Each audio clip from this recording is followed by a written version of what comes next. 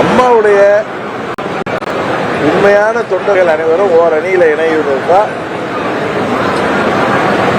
அம்மாவுடைய தொண்டர்களுக்கு வெற்றியை தருகிறதா எங்களுடைய நிலைப்பாடு. அதில் வருகின்ற அனைவருமே ஒன்றிணைந்து வருகின்ற தேர்தலில் வருங்காலத்தில் எல்லா தேர்தலும்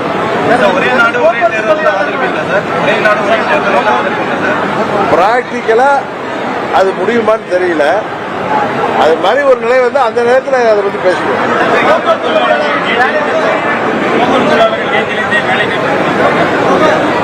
அதான் இந்த நேரத்தில் பொதுமக்கள் பாதிக்கப்படுவாங்க. போக்குவரத்து தொழிலாளர்கள் எதுக்கெல்லாம் போராடுறாங்க? தேர்தல் வாக்குறுதியில் திமுக தலைவர் சொன்ன வாக்குறுதிகளை நிறைவேற்றுங்கன்னு கேட்கிறாரு.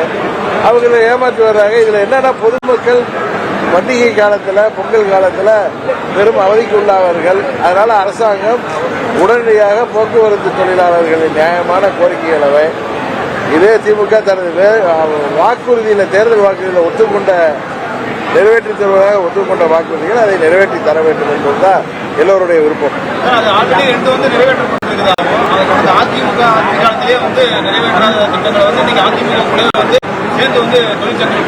இல்ல இல்ல அது எல்லாம் ரைட்டு சார்.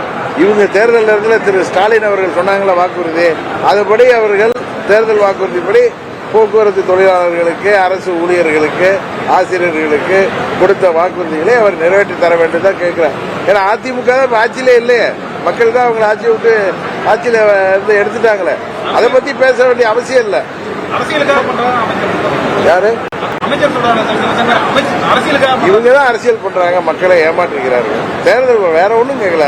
500க்கு மேல வாக்குறுதி சொன்னீங்களே ஐயா, அதெல்லாம் நிறைவேற்றி கொடுங்கன்னு கேட்கிறாங்க. என்ன சொல்றீங்க? அப்படி நான் சொன்னேன். சில கட்சிகளோட தான் சொல்றேன். நீங்களா இன்டர்பிரேட் பண்றதுங்களா? தயவு செய்து நான் இல்ல சில கட்சிகளோடு பேசிக் கொண்டிருக்கிறோம். கூட்டணி உறுதியான பிறகு சொல்லுகிறேன்னு சொல்ல. இன்னொன்னு நான் சொல்லியிருக்கேன், எங்களுக்கு கூட்டணியில அம்மா மக்கள் முன்னேற்ற கழகம் கூட்டணி ஒரு கால், ஏன்னா எதுலையுமே வந்து ரெண்டு சைடும் பார்க்கணும். அமையவில்லை என்றால் தனியாக போட்டியிடுவதற்கு தயாராக இருக்கு. நான் பல முறை சொல்லியிருக்கேன். கூட்டணி வைக்கணுங்கிறது தான் எங்களுடைய முயற்சி. அதுக்காக தான் நாங்கள் வந்து கூட்டணி பேசிட்டு இருக்கோங்க. எல்லாம் வந்து உங்களுக்கு கூடிய சீக்கிரம் தெரிஞ்சு சொல்லுவோம். இதுக்கு மேலே என்ன நீங்க வாங்க முடியாது. வேற வேற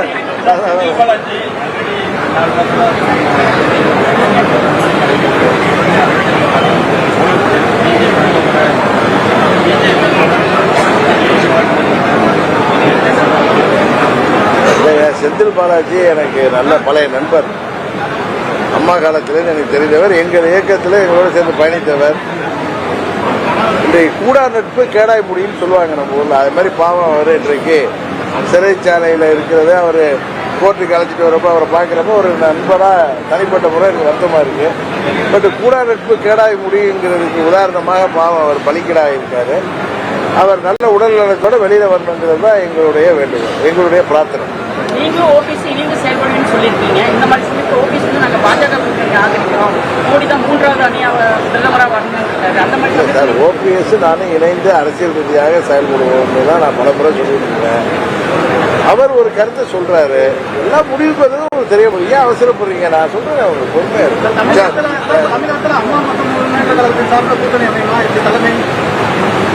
எங்களுடைய உயரம் எங்களுக்கு தெரியும். அம்மா மக்கள் முன்னேற்ற கழகம் அணிலை போல் இந்தியாவின் பிரதமரை தேர்ந்தெடுக்கின்ற பணியில செயல்படும் நான் பல முறை சொல்லுவேன்.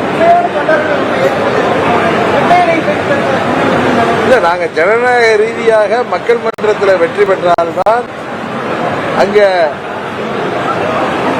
தொண்டர்களை எல்லாம் கபலீகரம் செய்து வைத்திருக்கின்ற அந்த சுயநலவாதிகளிலிருந்து அவர்களை மீட்டெடுக்க முடியும். எங்களை ப்ரூவ் பண்ணதுன்னா ரெட்டையில இருக்கேன்னு அங்க அப்பாவிகளாக இருக்கின்ற தொண்டர்களை நாங்கள் உண்மை நிலையை உணர்த்தி அவர்களை எங்களோடு மீட்டெடுக்க முடியும்.